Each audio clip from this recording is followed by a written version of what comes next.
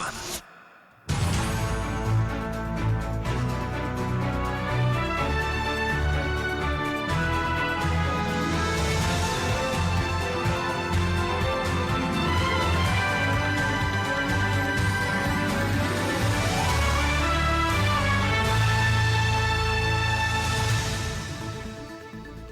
It's 6 o'clock GMT here in Accra. Good morning. Welcome to the Starr Breakfast News on your Simply the Best dial 103.5 FM. I am Nurein Abass. The headlines.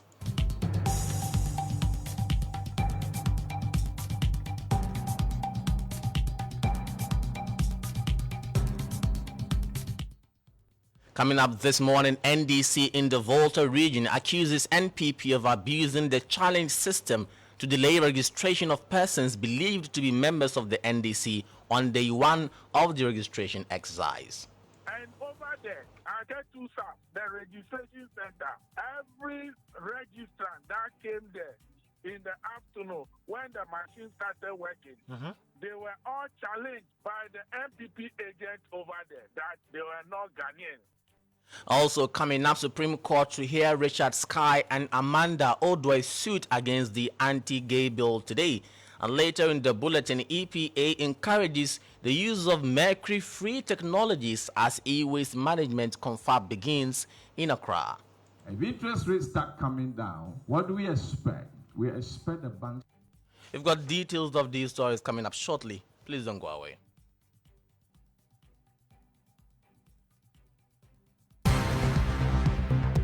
Starr News is coming to you live on Ultimate 106.9 FM in Kumasi, Empire 102.7 FM in Takrady, Zeps 95.9 FM in Zebila, Nissim 100.1 FM in Lamshao, MyStar Radio in the USA. Also live on Facebook on Starr 103.5 FM and on starfm.com.gh around the world. This is Starr 103.5 FM. Starr News. Informed, in depth, in touch. Sincere appreciation to you for choosing Starr News. Now, the NDC in the Volta region is accusing the NPP of abusing the challenge system in the ongoing voter registration exercise, which commenced yesterday. The process was characterized by delays attributed to network challenges, among others, leaving scores of registrants stranded and frustrated. The situation was widespread with reports from across the country. In the Volta region, Secretary of the NDC in the area, James Gunu, who was unhappy with the delay, raised issues of an alleged plot by some NPP agents to challenge all persons believed to be NDC. And over there, I get to the registration center. Every registrant that came there in the afternoon when the machine started working, they were all challenged by the NPP agent over there that they were not Ghanaian, including one chief from Denu, a chief from Denu, Aveji, but was challenged. Right, but there are processes for proving the legibility of persons who seek to get that done. But there are processes, but the process should not be abused. So you feel the NPP is abusing that process of challenging the eligibility of people in the Volta region, and they are doing that deliberately? They are abusing that process, and we know that one, they've been paying their agents on number of persons they challenge. You had the Secretary of the NDC in the Volta region. Meanwhile, Director of Elections of the NPP, Evans Nimako, described day one as unsuccessful with a call on the EC to put in place appropriate mechanisms to ensure a smooth process. The 21-day registration exercise has not been that smooth. Reports coming from our monitors across the voting registration center has been the challenge that the BVI kids have been having. And so today hasn't been that successful. We're hoping that going to the days ahead, the EC will put in place the appropriate mechanism to ensure that their machines and the IT infrastructure will help to make sure that all those who are supposed to register will have the opportunity to have their names enroll onto the electoral roll. And that was the Director of Elections of the NPP, Evans Nimako. Now, the Supreme Court will today hear two lawsuits filed by broadcast journalist Richard Sky and researcher Dr. Amanda Odwe challenging the passage of the LGBTQ plus bill and its possible assent. The two controversial lawsuits have since halted the bill from being transmitted from Parliament to the presidency for President Akufo-Addo to potentially assent to it. Richard Sky, also a private legal practitioner, and Dr. Amanda Odwe, a researcher at the University of Cape Coast, are contesting the constitutionality of the passage of the LGBTQ plus bill, which has been approved by Parliament. President Nana Addo Akufo-Addo has declined to receive the bill from the lawmaking chamber, citing the two pending cases at the Supreme Court as the basis. We'll be live in court to bring you the latest update on this case. This is still the Starr Breakfast News. Now, the World Health Organization has declared mercury as one of the top 10 chemicals that are of major public health concern, especially in developing countries like Ghana. This is why the Environmental Protection Agency has intensified campaigns to encourage artisanal and small-scale miners to adopt mercury-free technologies such as gold in extraction without the use of mercury.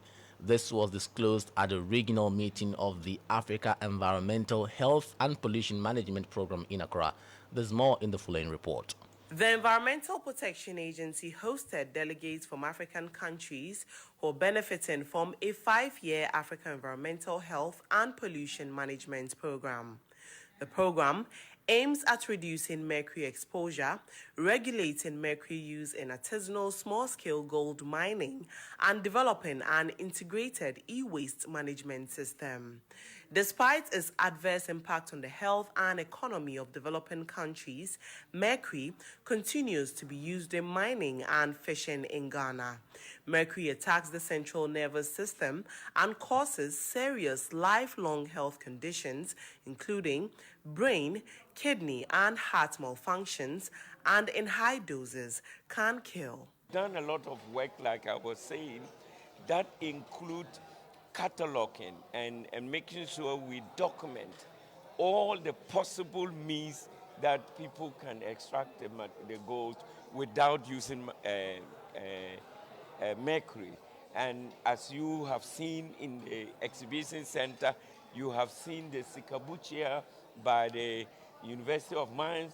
You've also seen the gold catcher that is being promoted by the Minerals Commission and other technology. And our job is to be able to highlight that so that people see what is possible, the options that are available to do without necessarily using mercury that is impacting negatively on the environment. So far, there's been little success in reducing mercury use and emissions from artisanal and small-scale gold mining. Experts attribute the continual use of mercury in the mining sector to the lack of awareness about the dangers to the general population. When you go from one continent to another, one country to the other, you would see that there is a serious gap in knowledge.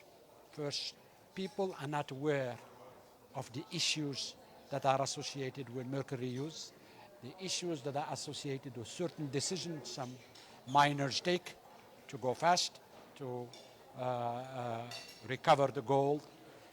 It's important to emphasize knowledge sharing. It's important to emphasize information and awareness about these things.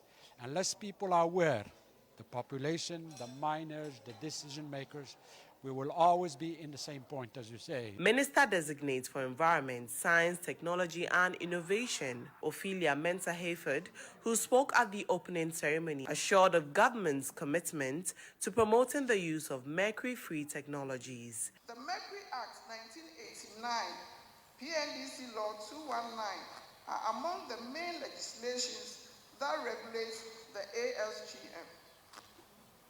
These actions are not sufficient to deal comprehensively with environmental and human health implications of mercury pollution. Furthermore, government is committed to minimizing the footprint of ASGM by promoting community mining and mercury-free gold mining extraction and processing techniques.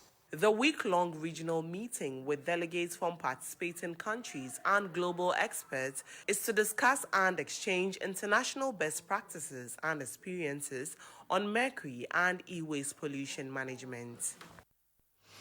Now, economist and senior lecturer at the University of Ghana Business School, Professor Lord Mensah, has insisted any plans to successfully implement the proposed 24-hour economy by the opposition NDC is hinged on the prioritization of the private sector.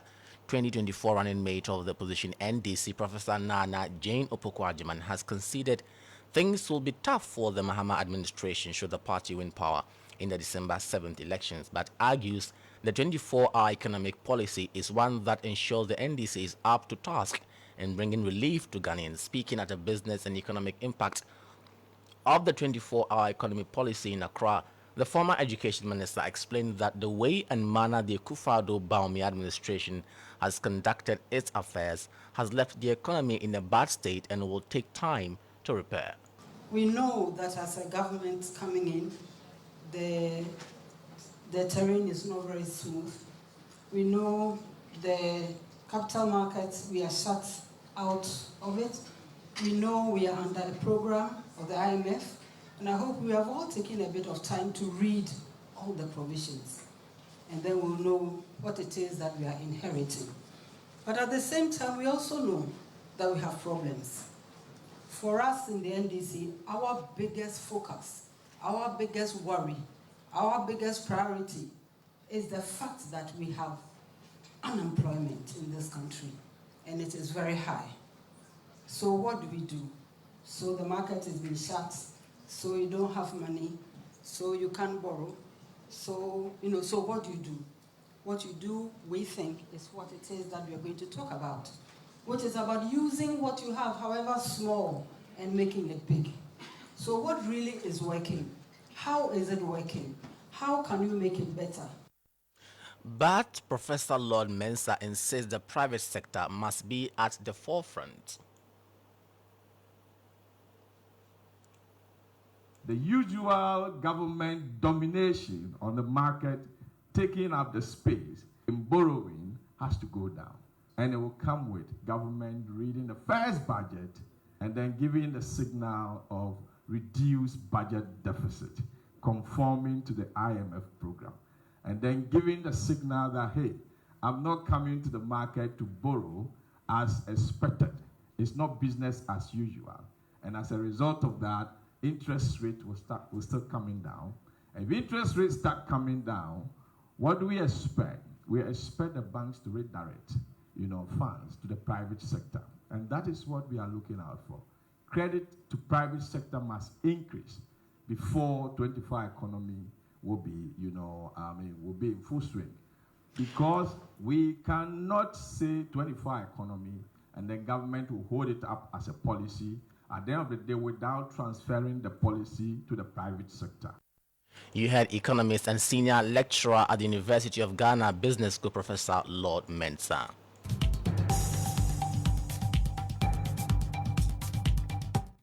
This is where we draw the curtains on today's edition of the Star Breakfast News. When you log on to starfm.com.gh, you'll find more news updates there. I am Nurein Abass. Many thanks for accompanying. Next on your radio is the Morning Star with Francis Aban. Do have a great day.